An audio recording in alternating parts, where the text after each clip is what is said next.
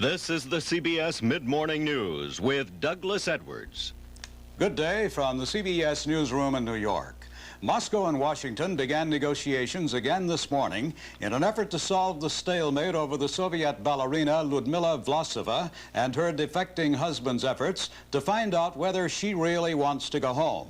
Jim Kilpatrick reports. Apparent break in the deadlock, which has kept the Soviet jet on the ground for almost 2 days. American and Russian officials have apparently agreed to bring a mobile van alongside the Russian jet. So far, the Russians have refused to allow the ballerina off the plane to come inside the terminal to tell American authorities whether she wants to return to Russia or not. U.S. officials have refused to go aboard the plane to ask her that question. They have insisted that the questioning be conducted in a, quote, non-coercive environment. That may now be defined as the mobile van alongside the plane. The Americans have said all along, if the ballerina wants to return to Russia, all she has to do is to tell them privately she wants to return, and she is free to return. The mobile van may now be the location for that conversation. Jim Kilpatrick, CBS News at New York's Kennedy Airport. The 2-day siege of the Las Vegas City Jail ended its gunfire this morning. 2 inmates were shot to death, and one of the 3 guards being held hostage was slightly wounded. Police regained control after some of the inmates turned against the ringleaders of the uprising.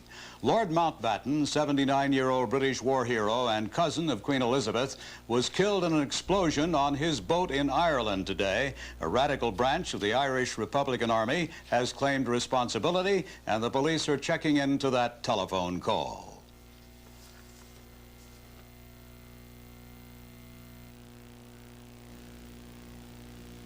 The smile on your face is there because you know that your mouth tastes great.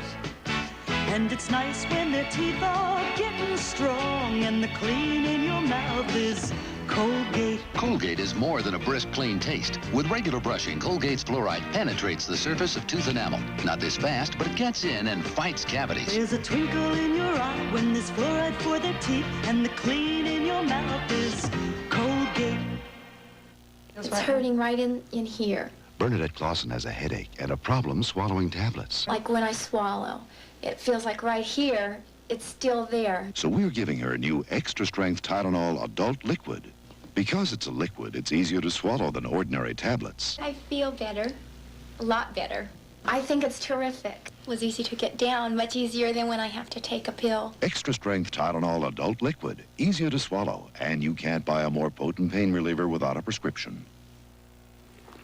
Vice President Mondale is the star of Chinese television today, a day which began with his first official meeting with a Chinese leader.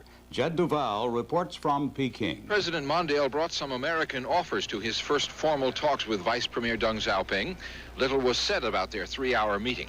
But Mondale then spelled out energy and trade proposals at Peking University in a speech to faculty and administrators of this and other universities.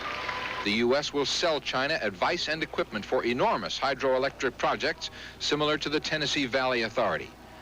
Export-Import Bank credits will be offered to China, $2 billion or more over 5 years, to finance trade. Guarantees will be set up to back U.S. business investment in China. The Chinese were perhaps listening more carefully to Mondale's words about international strategy. They've been seeking assurance, anything they can get, to balance growing Soviet power in the East. This is as far as the Vice President went. Thus, any nation which seeks to weaken or isolate you in world affairs assumes a stance counter to American interests.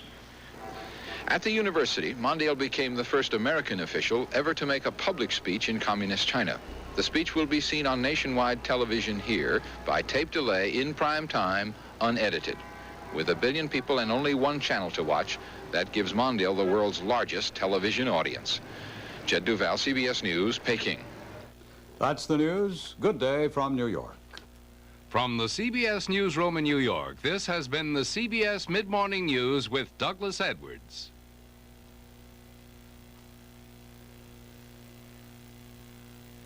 This is CBS.